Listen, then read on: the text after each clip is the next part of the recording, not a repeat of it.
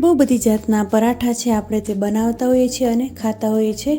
તો આજે હું બનાવવાની છું તેમાંનું એક પનીર પરાઠા. હેલો ફ્રેન્ડ, સ્વાગત છે તમારું શ્વેતાસ કિચનમાં. તો તેના માટે સૌથી પહેલાં આપણે લોટ બાંધીને રેડી કરી લઈશું.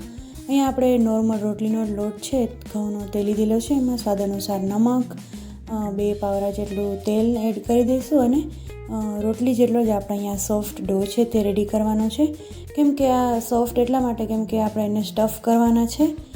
જનરલી પરાઠાનો લોટ થોડો એવો સ્ટીફ, થોડો એવો કઠણ હોય છે, પણ અહીંયા આપણે સ્ટફ કરવાના છે તો આપણે રોટલી જેટલો જ સોફ્ટ આનો ડો છે તે રેડી કરીશું. તમે જોઈ શકો છો આપણો ડો છે તે સરસ રેડી થઈ ગયો છે.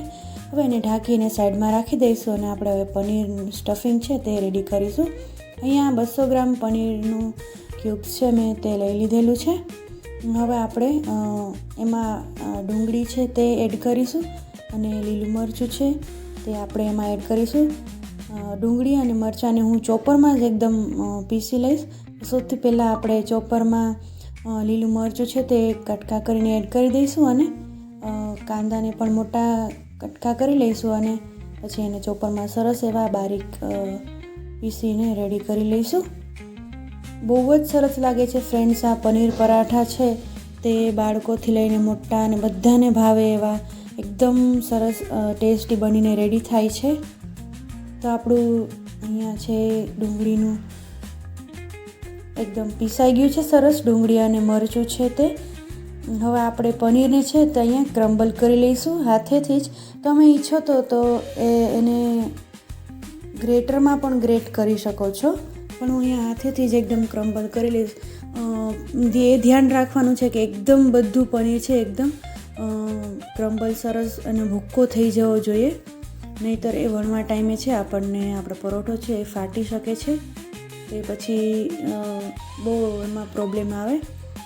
તો સરસ ક્રમ્બલ થઈ ગયા પછી આપણે હવે ડુંગળી અને મરચાંનું જે પીસીને રેડી કરેલું હતું તે એડ કરી દઈશું અને એમાં સ્વાદ અનુસાર નમક એડ કરીશું, ધાણા જીરું પાવડર. અહીંયા હું લાલ મરચું પાવડર છે તે એકદમ થોડું જ લઈ રહી છું કેમ કે મેં લીલું મરચું એડ કર્યું છે.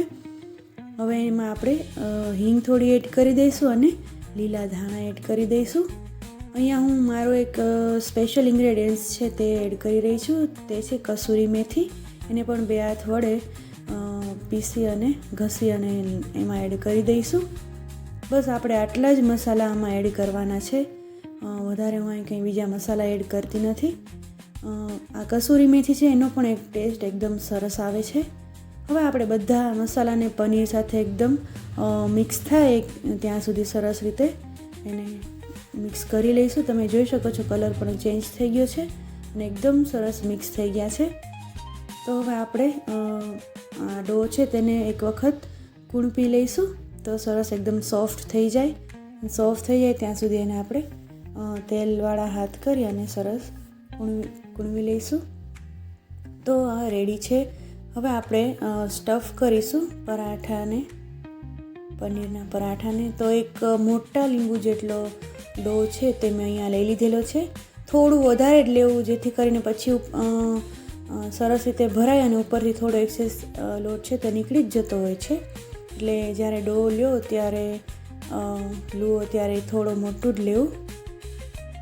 તો આપણે હવે આવી રીતે સરસ વણી થોડું આપણે એને જાડું રાખવાનું છે કેમ કે પછી આપણે એમાં સ્ટફિંગ છે તે ભરવાનું છે, તેના માટે થઈને. અને જ્યારે વણીએ ત્યારે ફાટી ન જાય અને સરસ રીતે વણાય તેના માટે આપણે થોડું એ જાડું જ રાખીશું. અને 1 ચમચી એકદમ મોટી ભરી અને આપણે સ્ટફિંગ છે તે તેમાં એડ કરી દઈશું.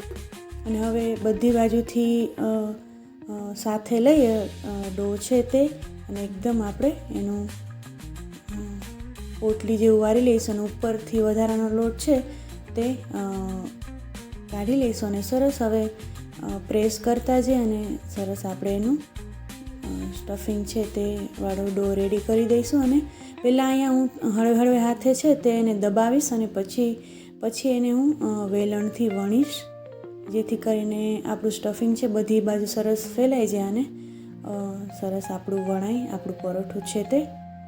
હવે બધી બાજુથી હળવે હળવે હાથે એકદમ સરસ વણી લઈશું અને આપણે હવે એને તવામાં નાખી દઈશું શેકાવા માટે. અહીંયા તવો પણ ગરમ થઈને રેડી થઈ ગયો છે.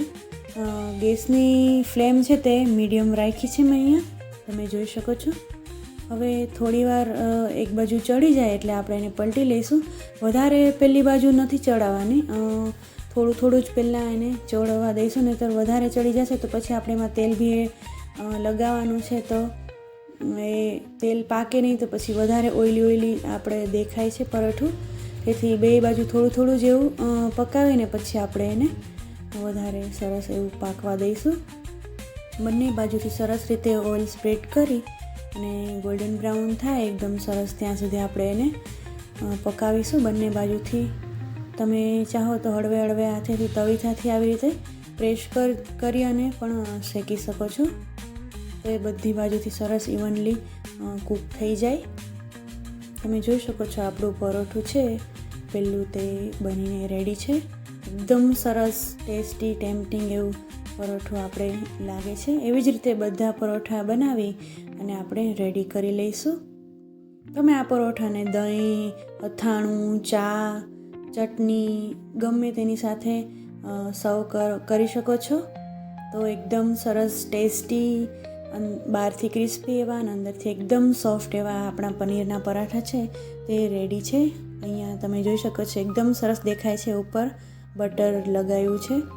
અને ખોલીને પણ બતાવું છું તો એકદમ સરસ બધી બાજુથી તેનું સ્ટફિંગ છે ફેલાયેલું છે. તમે પણ આવી રીતે ટ્રાય કરો અને મારો વિડીયો પસંદ આવે તો તેને લાઈક અને શેર કરો અને મારી ચેનલને સબસ્ક્રાઈબ કરો. Thanks for watching.